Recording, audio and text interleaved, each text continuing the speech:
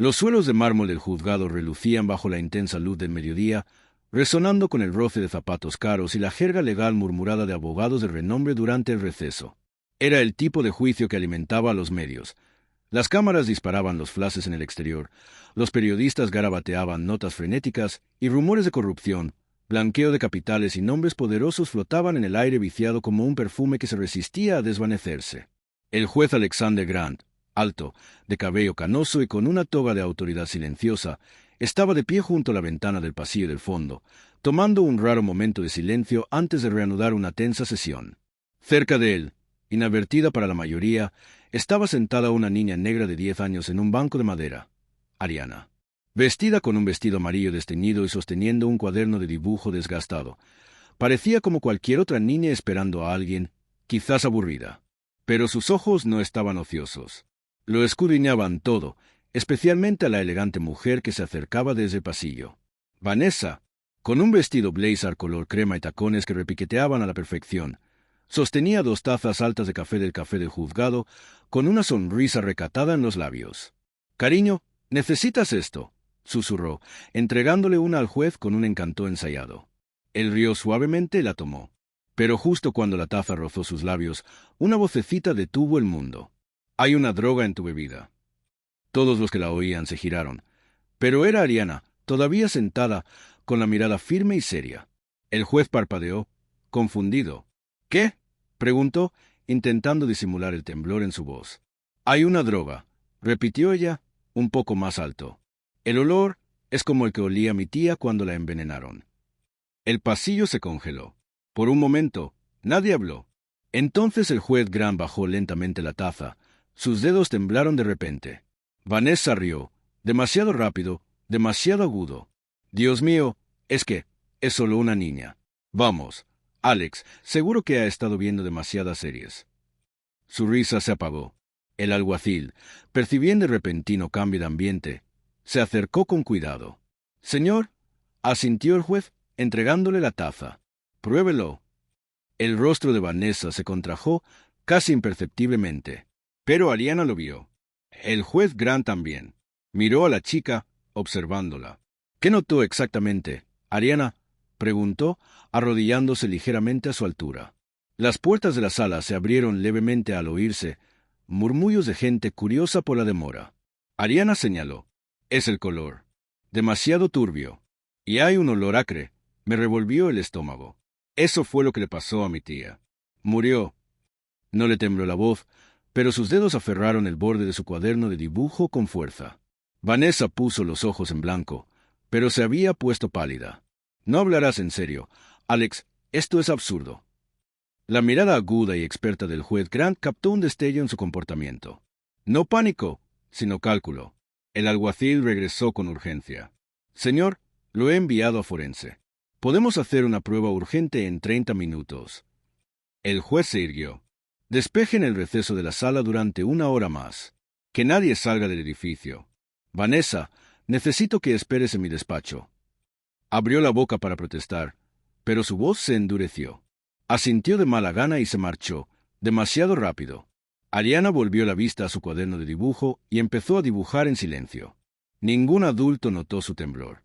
Ni siquiera cuando dibujó una taza, una bebida turbia y un rostro, medio sonriente, medio llorando, igual al de Vanessa.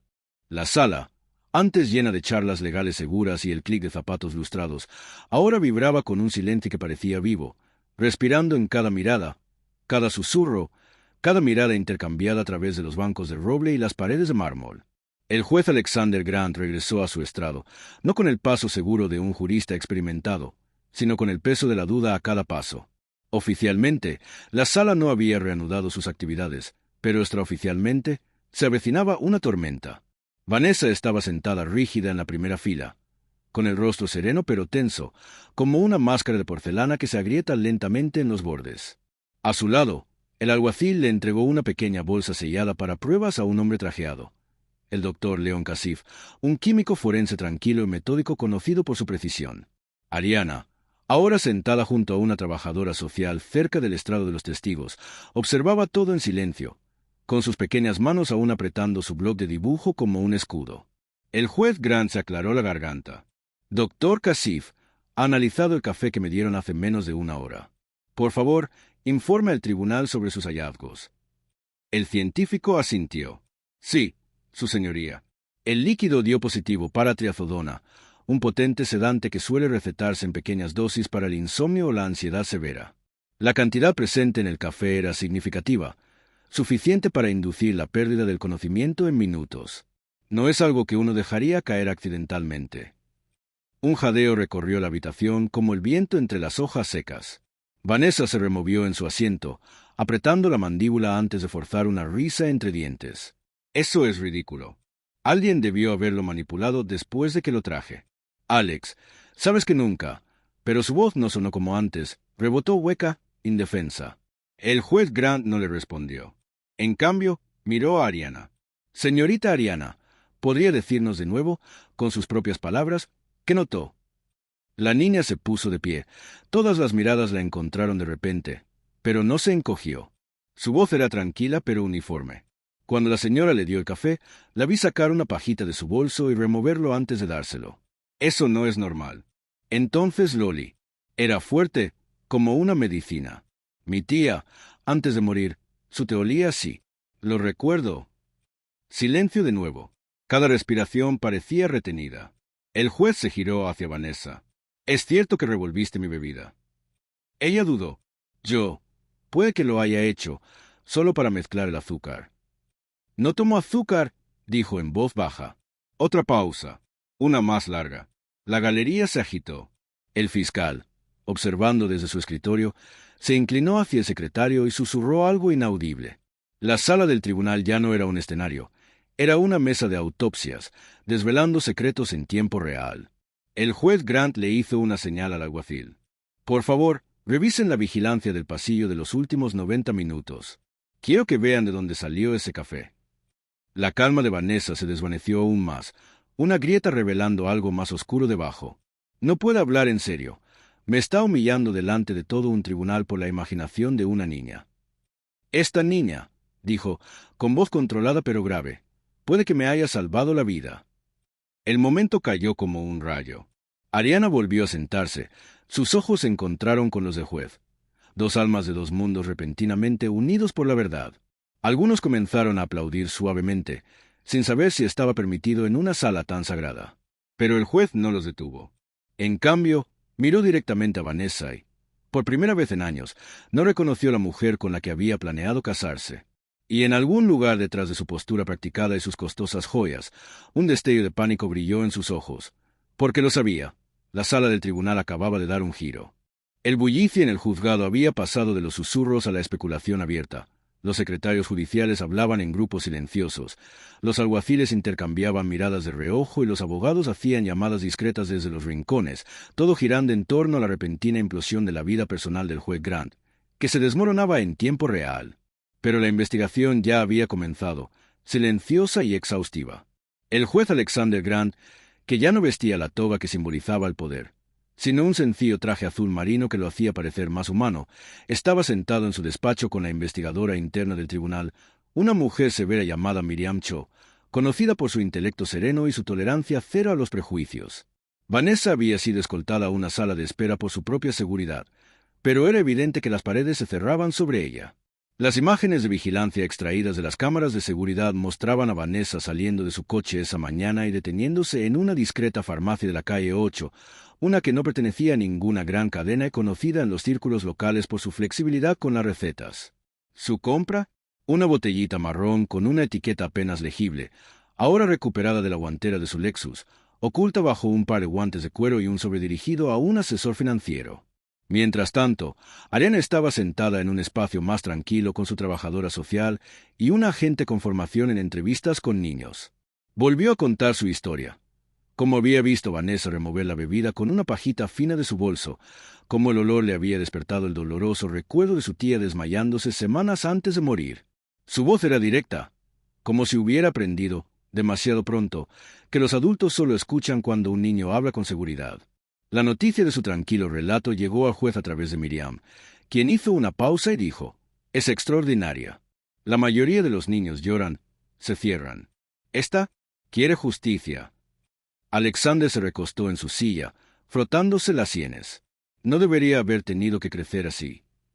En otra sala, los agentes catalogaban el contenido del teléfono de Vanessa, obtenido tras una orden judicial discreta.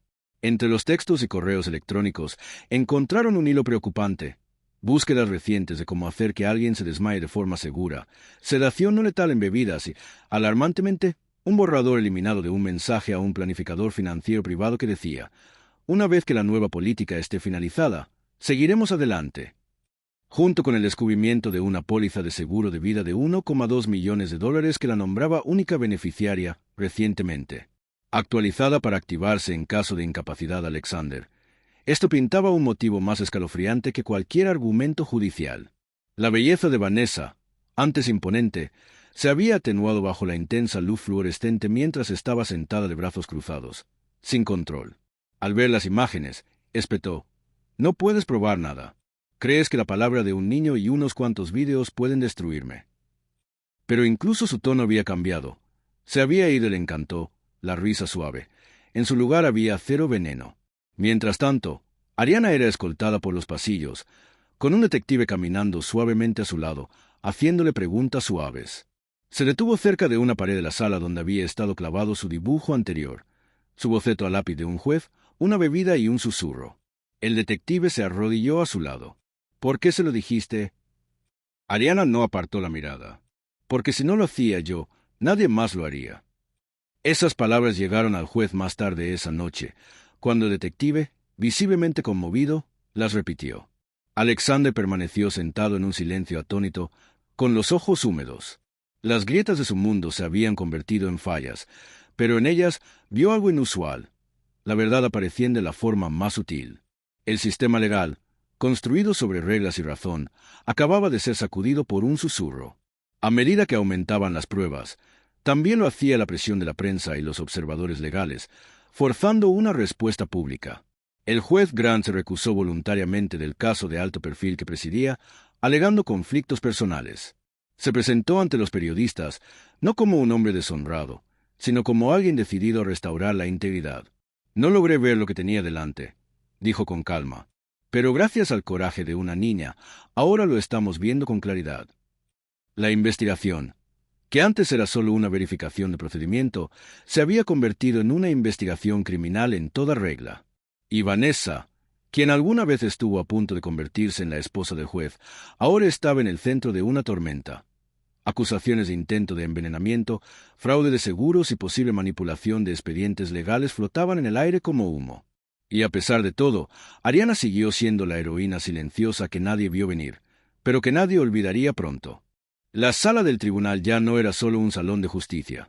Se había transformado en un teatro de juicios, con filas de periodistas, funcionarios municipales, estudiantes de derecho y personal judicial atónito abarrotando la galería mientras el juez Alexander Grant, vestido no con su toga negra sino con un impecable traje gris, se dirigía al centro con una expresión marcada por el dolor, la dignidad y la furia silenciosa. Hoy no había mazo, ni un «todos de pie», solo un silencio denso mientras se dirigía a una sala construida sobre la verdad pero sacudida por la traición. «Hoy», comenzó con voz firme, «esta sala no está aquí para juzgar a otros, sino para confrontar una verdad que casi pasó desapercibida». Detrás de él, una pantalla se iluminó con imágenes de vigilancia. Vanessa en la farmacia aislada, sus cuidadosos movimientos captados mientras compraba el pequeño frasco. Un segundo clip la mostraba guardando la pajita en su bolso. Luego apareció la imagen fija del frasco marrón encontrado en su guantera, junto a un recibo de farmacia con fecha y hora. Los murmullos recorrieron la galería. Vanessa, sentada en primera fila con un mono neutro, con los ojos ensombrecidos por el desafío y la negación, cruzó las piernas con fuerza, intentando mantener una compostura que se desintegraba rápidamente. El juez Grant continuó, esta vez con un tono más suave. «Y esta», dijo, señalando a Ariana, quien estaba sentada junto a su tutora con el brazo de un funcionario del tribunal sobre sus hombros, «es la voz que lo detuvo todo». Comenzó a reproducirse una nueva grabación, un clip de audio del teléfono de la tutora de Ariana, grabado la noche anterior al incidente en la sala. En ella, la voz de Vanessa era débil pero clara, susurrando durante una llamada telefónica. «Se le han estado olvidando cosas. Después de mañana, estará demasiado confundido para siquiera darse cuenta». Entonces empiezan las transferencias de bienes. Una inhalación colectiva llenó el aire. Vanessa se puso de pie de repente. Eso es ilegal. Es una grabación falsa. Es un montaje. Pero los oficiales del tribunal no se movieron para silenciar al juez. En cambio, dos alguaciles se acercaron a ella. Vanessa Holland, anunció el oficial a cargo, con la voz resonando, estás arrestada por intento de envenenamiento, fraude de seguros y conspiración para cometer manipulación judicial. Su rostro se contrajo, no de confusión, sino de rabia. La máscara había desaparecido. La verdadera mujer estaba al descubierto. No eras nada antes de mí, Alex, gritó con la voz quebrada. Te hice humana. Pero el juez no se inmutó. Simplemente la miró con tristeza, no con odio, mientras la esposaban, y la sala, una vez paralizada, estalló en un silencioso asombro. Los ojos de Ariana observaban cada momento, su mano agarrando los bordes de su cuaderno de dibujo. Entonces, inesperadamente, comenzaron unos suaves aplausos, ni ruidosos ni festivos, sino llenos de silencioso respeto. El juez se giró hacia Ariana y caminó lentamente hacia ella. «No solo me salvaste», dijo, arrodillándose frente a ella para que sus miradas se cruzaran. «Nos recordaste a todos lo que significa realmente la justicia». Ariana parpadeó, sin saber cómo responder, así que le entregó la última página de su cuaderno de bocetos, un nuevo dibujo. En él, una niña le susurraba a un hombre con toga. La taza del juez permanecía intacta. La palabra verdad estaba dibujada como una pancarta que ondeaba sobre ellos. Una lágrima resbaló por la mejilla de Alexander al sostenerla. «Que esta sala siempre escuche voces como la tuya», dijo, poniéndose de pie una vez más mientras los alguaciles escoltaban a Vanessa fuera de la sala del tribunal que una vez había planeado poseer desde las sombras. Los periodistas se apresuraron a enviar titulares de última hora. Los estudiantes de derecho garabateaban como locos, y la comunidad legal vio como una ilusión antaño sagrada se hacía añicos, y algo mejor surgía de entre las grietas. La conferencia de prensa que siguió afuera fue breve y sin espectáculo. «El susurro de una joven», declaró la jueza a las cámaras, logró lo que las leyes no pudieron. Y por eso, todo el Poder Judicial le debe nuestro agradecimiento. Tras el frenesí mediático, Ariana y su tutora se subieron discretamente a un coche que los esperaba, sin ser notadas. Abrió su cuaderno de dibujo, no para dibujar, sino para escribir. Su diminuto garabato llenó una sola página. «Aunque no te crean, dilo. Di la verdad de todas formas». La sala del tribunal, días después de la tormenta, permanecía inmóvil como una catedral al amanecer, sus bancos pulidos, sus paredes limpias de los susurros que antaño resonaban entre ellos, pero el aire ahora contenía algo diferente, algo más limpio. Afuera, la luz del sol de verano se derramaba sobre los escalones de piedra donde el juez Alexander Grant, antes una figura severa tras un estrado, ahora se encontraba bajo una modesta pancarta azul que decía: «Las voces importan. Foro sobre integridad judicial y defensa de los derechos de los jóvenes». La prensa había pasado a otras historias, las cámaras guardadas, pero ese día no era para espectáculos, sino para sanar. Ariana estaba sentada en la primera fila del auditorio de su escuela, con las piernas balanceándose en la silla mientras observaba a Alexander acercarse al podio, esta vez no como juez, sino como un hombre transformado. «Algunos dicen que la ley es ciega», comenzó con voz firme, la mirada fija en los niños que tenía delante. «Pero no es así. Ve lo que elegimos ver. Oye a quien elegimos escuchar». Y ese día en el tribunal escuché a alguien que lo cambió todo. Los estudiantes aplaudieron cortésmente, pero Ariana no sonrió. Simplemente lo miró fijamente, seria y firme. Todavía la chica que una vez dijo lo que ningún adulto se atrevió a decir. A pocos metros de distancia, su tutora se secaba las lágrimas silenciosas, orgullosa hasta el infinito. El juez continuó, anunciando un nuevo programa de becas para voces jóvenes en la justicia, con Ariana como la primera en recibirla. Recibió una medalla a valor, sencilla pero pesada, con el dorso grabado. Por la verdad, dicha en silencio. Una presentadora de noticias locales le susurró a su camarógrafo: «Este niño va a crecer y cambiará el mundo». Pero Ariana no pensaba en eso. Sus dedos rozaron la medalla, con la mirada fija no en el foco, sino en el cuaderno que tenía en el regazo. Había empezado a escribir historias donde personas pequeñas detenían grandes cosas. Mientras tanto, el caso de Vanessa avanzaba rápidamente. Con pruebas abrumadoras y una confesión grabada descubierta en su copia de seguridad en la nube, se le negó la libertad bajo fianza. El juicio comenzaría en un mes, pero su nombre ya era sinónimo de traición. ¿Y Alexander? Se alejó del estrado por un tiempo, no por culpa, sino para reconstruir lo que significaba la confianza no solo en los demás, sino en sí mismo. Comenzó a dar charlas comunitarias en escuelas y barrios, hablando menos de los tribunales y más de coraje en una de esas charlas.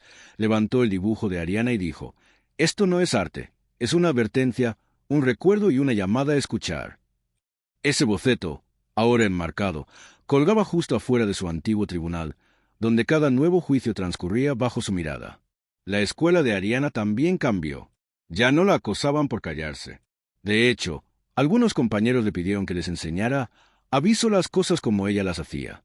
Nunca presumía, solo sonreía y les entregaba páginas en blanco, diciéndoles: «Empiecen dibujando lo que otros ignoran». Su tutor la inscribió en un programa de arte, donde su primera obra publicada se tituló «El susurro que estremeció la sala». Colgó en una galería de la ciudad durante un mes y, lo que es más importante, en los corazones de quienes pasaban por allí. Y aunque nunca la pidió, empezaron a llegar cartas de jueces, maestros e incluso de otros niños. Una nota decía: «Me ayudaste a decir la verdad sobre mi tío. No pensé que nadie me creería. Pero lo hice porque tú sí». Ariana dobló ese dibujo y lo guardó en su cuaderno, junto al que le había dado al juez. Nunca se lo mostró a nadie, no porque fuera secreto, sino porque era sagrado. Cuando el verano dio paso al otoño y las hojas empezaron a caer como oro sobre el césped del juzgado, el juez Grant volvió a visitar su escuela, no para dar un discurso, sino para sentarse tranquilamente al fondo de su clase de arte. La observó dibujar una sala de juicio, no como la que había salvado, sino una de ensueño, llena de gente de todos los colores, todos los tamaños, todas las edades. En la parte superior del dibujo se leía: «La verdad no se preocupa por la edad». Y junto a ellos, una niñita susurraba algo a un juez sonriente, mientras todo el mundo escuchaba.